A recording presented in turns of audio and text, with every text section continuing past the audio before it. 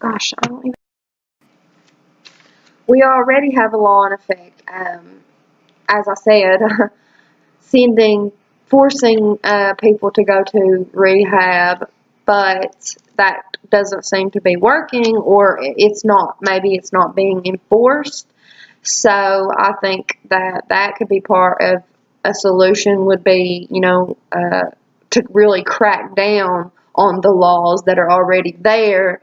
I'm not sure the details of that law, if maybe they would need to, make a better law to help the situation, but I know that something definitely needs to be done, because it is scary. I have a 2-year-old son, and I live in an apartment complex, and I have neighbors who you just see them, walking up the steps, blowed in the creek, like he said, and that's scary, having that so close to my home with my son. That puts him in danger, and it's just not fair to the other citizens in Pike County.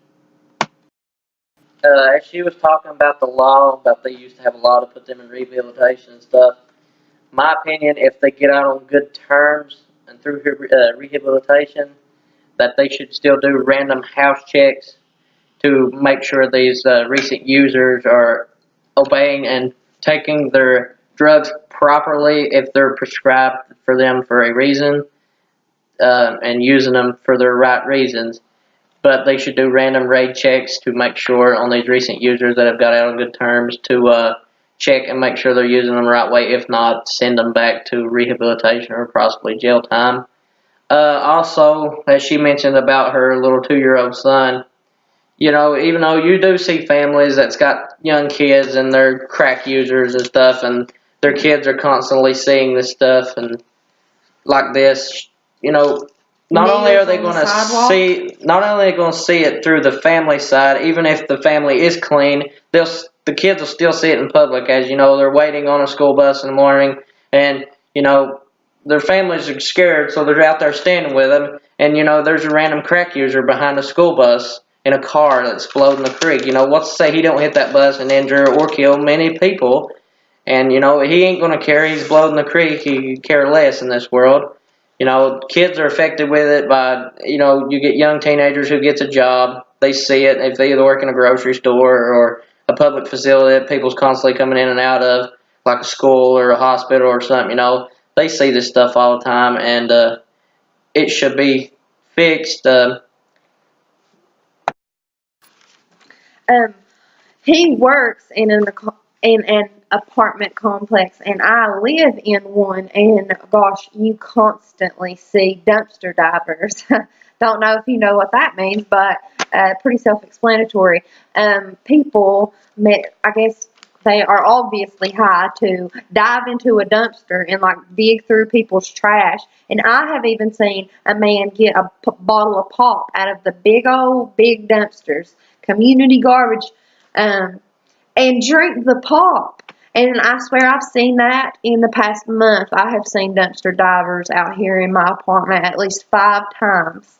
And then to touch on the whole kid aspect again, not only, could they see somebody messed up out in public, it's so bad. I mean, I don't know how many times I have been walking my son around town and see a used needle on the ground, and my son sees that, and what about older kids, who ask, what is that, so really, it's affecting even people who really don't realize it's affecting them. If you're not familiar with, drugs and how it can affect a family and whatever, through. Okay, so to conclude our speech, what do we think about the drug epidemic in Eastern Kentucky?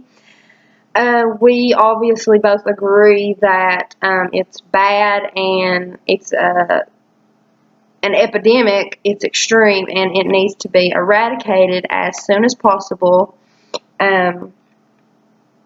and we need to find solutions as soon as possible.